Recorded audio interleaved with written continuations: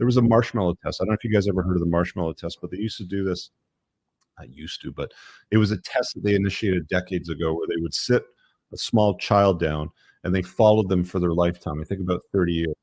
Kid was about 4 years old at the time, in and around that age, young, not a toddler, but not like an elementary school type of kid. And they'd follow them for 30 odd years of life, and they put a marshmallow down in front of the kid, and they said to the kid, "You can have that right now, or you can wait 15 minutes, whatever it happened to be, or you can wait. And if you wait, we'll give you 2 marshmallows."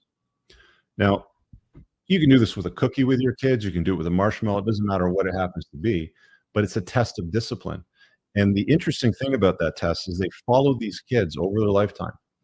And the ones that were able to wait for the second marshmallow, that had the discipline, the ability to delayed gratification, I guess is probably a better way for it. So if they had the ability to delay gratification for that second marshmallow, they did far better in their life. It's just discipline. You can teach your kids discipline at an early age if you give them the marshmallow test and explain to them why waiting is a better choice, right? Discipline is a key skill you have to learn. You don't like cold water, take cold showers. It's one of the things I talked about in my book, okay? The second edition is out, by the way. Stand in cold, uncomfortably cold water, no heat whatsoever for as long as you can. Can you do it for 3 minutes? I did a cold plunge today. So one of the things that I do to reinforce these skills in myself, I have a membership at one of these, I don't know if you want to call it a spa or whatever, but it's one of these health centers. And they've got a isolation tank, so you can get in that thing for an hour. You're sitting on basically heavily dense salt water, and you just meditate in there. That's one thing to do. They also have these contrast rooms where it's hot and cold. And I'll go and I'll work up a massive sweat for 20 minutes, get out of the sauna, and then I'll go into the cold plunge.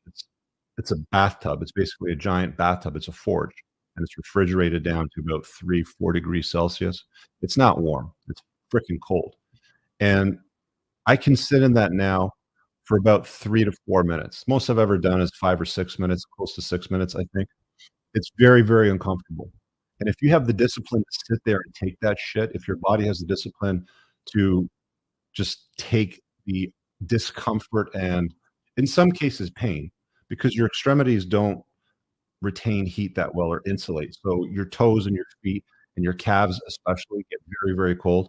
It's the first few times that I started doing it, it's almost impossible to stand on your legs after you come out of the cold plunge because your calves and feet are like practically frozen. Okay. If you have the discipline to do difficult things, like I always say, do the work. If you have the discipline to do these things, then you can have the discipline to start a business, to study, to get a professional designation, to become a doctor or a lawyer or a financial planner or something like that. Discipline goes hand in hand with all these things. Discipline is being able to walk away from your video game console or your computer when there's a game that you like, and you're like, no, fuck it, I have things I have to do. I don't have the money that I want. I don't have the body that I want, right? You want to infuse a little bit of discipline in it. Like if you're a gamer or you like watching series or shows or things like that aren't the best use of your time, and you lack the discipline, when there's a break between sequences, whatever, loading up a new map on a game, or there's a commercial break on a show that you're watching because you can't pull yourself away from it, get down on the floor and do some sit-ups. Get down on the floor and do some push-ups for the duration of the break. And then get back up and go and play your game or watch your show or something like that. Start with something. All of this shit comes from within you, right?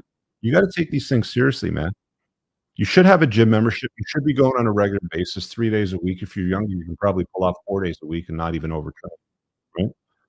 You should have a membership at a dojo, a fight club, whatever the hell it is you want to call it. You should have something like this, right? I'm not saying go out and spend a vast fortune and get private one-on-one lessons. I will tell you that they are far more effective. Far more effective. I was taking private boxing classes for 3 years, right? I loved it.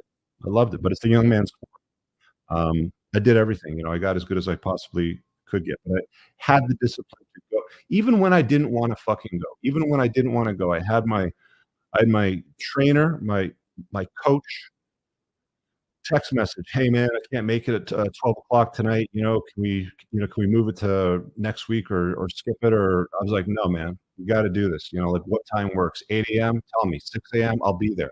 You let me know." And I had the fucking discipline. Every week, twice a week for 3 years straight, I was training.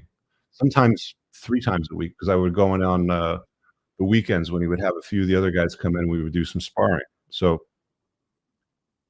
discipline, manage your weight. I mean, do you have the discipline to live at a healthy weight?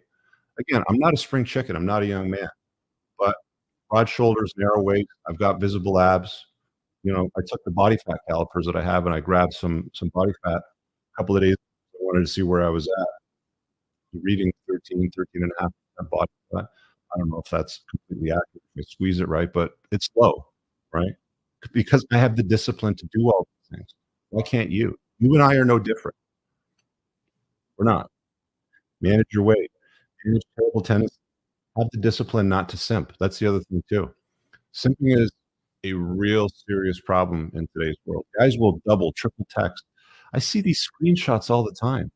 We have this ladies' night show on Wednesday night, and you guys are starting to hear some of the stupid shit that guys are doing that's turning women off because they don't have the discipline to put some distance between themselves and somebody and be a little less available. Bear in mind, she will chase you if you're a top shelf man, but not simping is like incredibly difficult for guys. I mean, we go on these ladies' night podcasts, and sometimes we'll pull up her Instagram, and it's like, oh, I just like to do the Instagram because I like the way that I look or whatever, and it's like all dudes. It's all dudes simping for like not even a great chick. Like really, like not even a great chick. The vast majority of them aren't great, but dudes will simp like crazy, man. You get the point. Like, get some discipline going on in your life. Do 100 push-ups a day. Seriously. It's not hard. 20, 20, 20. Like, just do 5 sets of 20, right? Do 10 sets of 10, whatever. Do things that are hard that you don't wanna do. That's what creates discipline.